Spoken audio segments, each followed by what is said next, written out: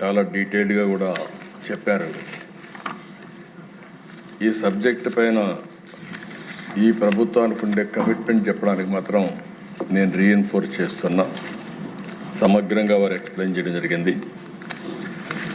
2047 అధ్యక్ష స్వర్ణాంధ్రప్రదేశ్ విజన్లో ఒక ప్రిన్సిపల్ వచ్చి 10 ప్రిన్సిపల్స్ పెట్టుకుంటే అందులో ఒక ప్రిన్సిపల్ వాటర్ సెక్యూరిటీ. వాటర్ అనేది చాలా ఎసెన్షియల్. ఇంతవరకు మనం చూసాం, దేశాల మధ్య యుద్ధాలు జరిగాయి, రాష్ట్రాల మధ్య విభేదాలు వచ్చాయి, జిల్లాల మధ్య కూడా గొడవలు వచ్చాయి. అదే మరిగా ఫైనల్గా మనం చూస్తే కాలువలో ఉండే రైతాంగం కూడా గొడవపడే పరిస్థితి వస్తుంది. ఇంకొక పక్క ఎక్కడైతే ఇండస్ట్రీ రావాలన్నా, తాగేదానికి సురక్షితమైన వాటర్ ఇవ్వాలన్నా మనం వాటర్ మీద శ్రద్ధ పెట్టాల్సిన అవసరం ఉంది. అందుకే అధ్యక్ష ఈ ప్రభుత్వంలో ఒకసారి చూస్తే గోదావరి పుష్కరాలు ఫస్ట్ టైం నేను సమైక్య ఆంధ్రప్రదేశ్లో ముఖ్యమంత్రిగా ఉన్నప్పుడు గోదావరి పుష్కరాలు తీసుకొచ్చాను. దానికి కారణం ఏంటంటే అంతకుముందు జరిగేటి కానీ ప్రభుత్వం ముందుకొచ్చి చేయడం. దానికి కారణం మనం ప్రకృతిని ఆరాధిస్తాం, నీటిని పూజిస్తాం. ఎక్కడ చూసినా గంగమ్మ తల్లిని మనం పూజలు చేసే సంస్కృతి ఉండే దేశం ఇది. అందుకే నేను ఆ రోజు దేశం ఒకసారి అదృష్టం కూడా 2 పుష్కరాలు కండక్ట్ చేశాను. మళ్ళీ నెక్స్ట్ ఇయర్కి గోదావరి పుష్కరాలు కండక్ట్ చేసే పరిస్థితి వస్తున్న 3వ సంవత్సరం. ఆ నెక్స్ట్ ఇయర్కి చూస్తే కృష్ణా పుష్కరాలు, అది కూడా 3వసారి కృష్ణా పుష్కరాలు కూడా ఈ ప్రభుత్వ ఆధ్వర్యంలో నిర్వహించే పరిస్థితికి వస్తుంది. ఒక విధంగా ఆలోచిస్తే ఇది ఒక అదృష్టం కూడా అని చెప్పి నేను మీకు తెలియజేస్తున్నా. అయితే అధ్యక్ష, ఇది అనునిత్యం జరగాలనే ఉద్దేశంతో మీరు ఒకసారి చూస్తే గోదావరికి అఖండ హారతి ఇచ్చాం. 365 రోజులు చేయాలనేది నా ఉద్దేశం. కృష్ణాకి పవిత్ర హారతి ఇచ్చాం. ఈ విధంగా నదుల్ని మనం పూజించితే తద్వారా ఒక బాధ్యత పెరుగుతుంది. అదే మరిగా వాటర్ సెక్యూరిటీ ఆటోమేటిక్గా వస్తున్న ఉద్దేశంతో మనం పెట్టుకున్నాం. ఈరోజు అధ్యక్ష ఈ ప్రభుత్వం చాలా స్పష్టంగా ఉన్నాం.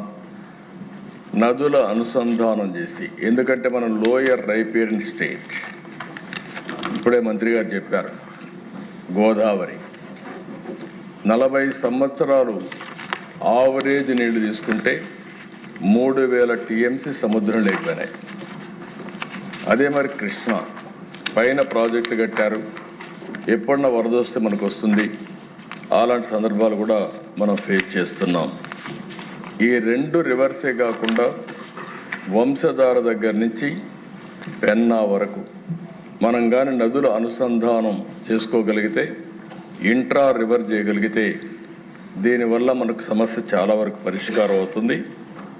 ఫేజ్ 1లో నేను ఇప్పుడే కదా దిశ గంగా కావేరి అనుసంధానం జరగాలనేది నా ప్రగాఢమైనటువంటి ఆకాంక్ష, కోరిక. ఒక్కసారి ఏదైతే ఈరోజు దేశంలో ఒక చిన్న ఆలోచనతో మొదలుపెట్టినటువంటి నేషనల్ హైవేస్,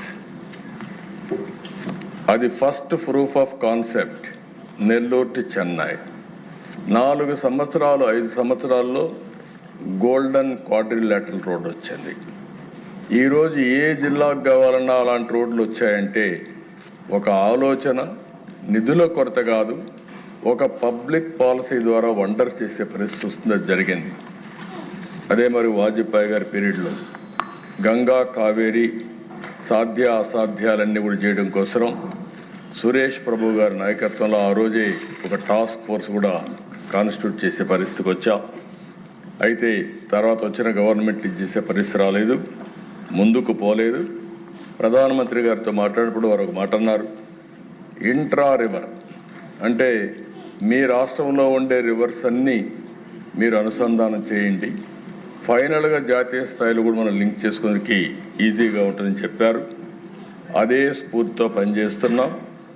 నేను ఒకటే మీ అందరికీ హామీ ఇస్తున్నా, నదుల అనుసంధానం చేసి తెలుగు తల్లికి జలహారతి ఇచ్చే బాధ్యత ఈ ప్రభుత్వం తీసుకుంటామని తెలియజేస్తున్నాను. అందుకే అధ్యక్ష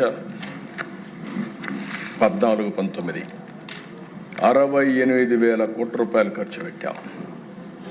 ఇప్పుడు మళ్ళీ మీరు ఒకసారి ఆలోచిస్తే ఇప్పటికే ఒక 20,000 కోట్ల దగ్గర ఖర్చు పెట్టే పరిస్థితికి వచ్చాం.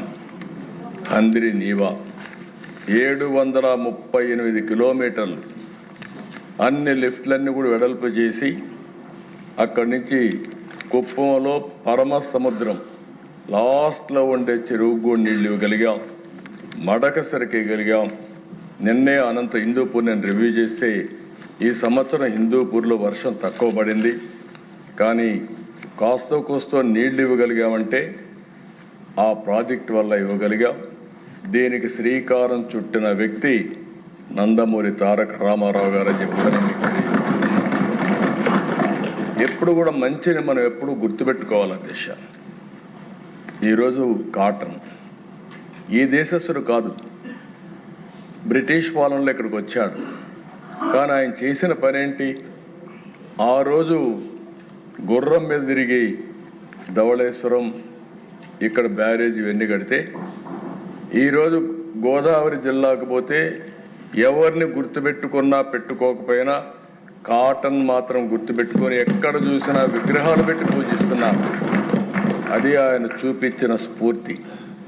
ఈరోజు ఈ రాష్ట్రంలో అన్ని ప్రాజెక్టులు మీరు రాయలసీమ రాళ్లసీమ ఎడారిగా మారిపోతుంది, దీనికి అభివృద్ధే కాదంటే అలాంటి దానికి ఒక దశ దిశ చూపించిన వ్యక్తి నందమూరి తారక రామారావు గారిని నేను తెలియజేస్తున్నాను. మనం మాట్లాడే హంద్రి నీవా, నగరి గాలేరు, తెలుగు గంగకి 4 ముఖ్యమంత్రులు, ఆనాటి ప్రధానమంత్రి. తమిళనాడుకి చెన్నైకి నీళ్లు ఇవ్వాలంటే ఎన్టీ రామారావు గారి కమిట్మెంట్ మీరు చూస్తే చెన్నైకి నీళ్లు ఇవ్వాలి, నేను కూడా ఒప్పుకుంటా. కానీ నా రాయలసీమకు నీళ్లు ఇచ్చిన తర్వాతనే, ఓపెన్ కెనాల్లో నీళ్లు ఇచ్చిన తర్వాతనే చెన్నైకి తీసుకుపోదామని చెప్పి రాయలసీమకు రిజర్వాయర్లు కట్టడం కానీ అంత మునుపంతా కూడా పైప్లో తీసుకుపోవాలంటే కాదని చెప్పి ఆ రోజు రాయలసీమ కోసం ఇచ్చిన వ్యక్తి.